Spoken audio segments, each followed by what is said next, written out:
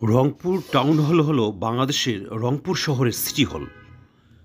ঐতিহাসিক রঙ্গপুর নাট্য সমাজ 1896 সালে এটি প্রতিষ্ঠা করে। আজ আপনাদের সেটি ঘুরিয়ে দেখাবো।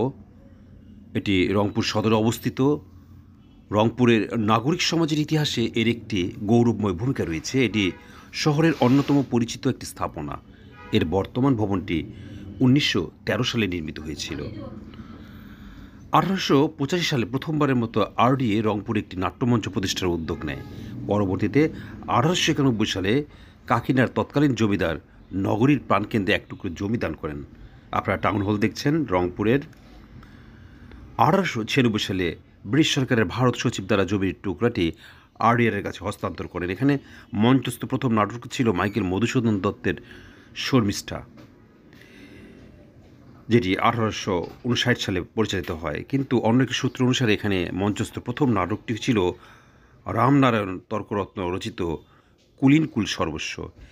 এই টাউন হল প্রাঙ্গণের সমগ্র ভারতীয় উপমহাদেশের অন্যতম প্রাচীন গ্রন্থাগার রংপুর পাবলিক লাইব্রেরি, যেটি 1854 সালে রয়েছে। এর পাশাপাশি কলকাতার বাইরে বঙ্গীয় সাহিত্য পরিষদ এর প্রথম শাখা ছিল।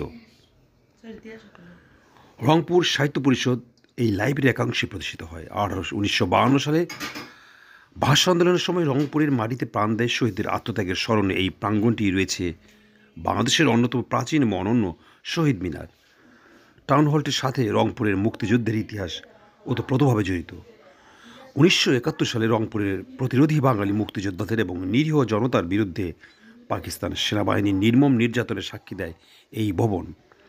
সেই সময় এটি কনসেন্ট্রেশন ক্যাম্পের টর্চার সেল হিসেবে ব্যবহৃত হয়েছিল। আপনার ভিডিওতে সেই টাউন হল বিল্ডিংটা দেখছেন। এখন পুরো ক্যাম্পাসে রয়েছে রংপুরের দুটি প্রধান লাইব্রেরি, পাবলিক লাইব্রেরি এবং জেলা লাইব্রেরি, শহীদ মিনার এবং রংপুরের আঞ্চলিক শিল্পকলা একাডেমি। রংপুরকে বলা হয় আনন্দের শহর। রং মানে আনন্দ, পুর মানে শহর। ঐতিহাসিকভাবে রংপুর বাংলার প্রাচীনতম শহরগুলির মধ্যে একটি। প্রায় 250 বছরের নাগরিক সাংস্কৃতিক রংপুরকে সমৃদ্ধির দিকে তার নিজস্ব গতিতে এগিয়ে চলতে সাহায্য করেছে। এতে এই প্রতিষ্ঠানটি একটি গুরুত্বপূর্ণ ভূমিকা পালন করেছে এবং চলছে। এখন এটি রংপুরের সাংস্কৃতিক কর্মকাণ্ডের প্রধান কেন্দ্র। পহেলা বৈশাখের মতো প্রতিটি জাতীয় দিবস বা সাংস্কৃতিক দিনে সরকারি ও বেসরকারি উভয় প্রকারের সংগঠনই বিশাল পরিসরে এখানে সাংস্কৃতিক অনুষ্ঠান আয়োজন করে থাকে।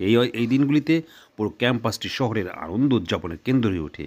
এটি আঞ্চলিক রংপুরি ভাষা ও সংস্কৃতির অন্যতম আধার এবং উত্তরবঙ্গের আঞ্চলিক ভাওয়াই সঙ্গীতের অন্যতম চর্চা কেন্দ্র। এখানে প্রায় প্রতি সপ্তাহে কমপক্ষে একটি সাংস্কৃতিক অনুষ্ঠান বা আলোচনা শহরের বিভিন্ন সাংস্কৃতিক গোষ্ঠী দ্বারা আয়োজিত হয়।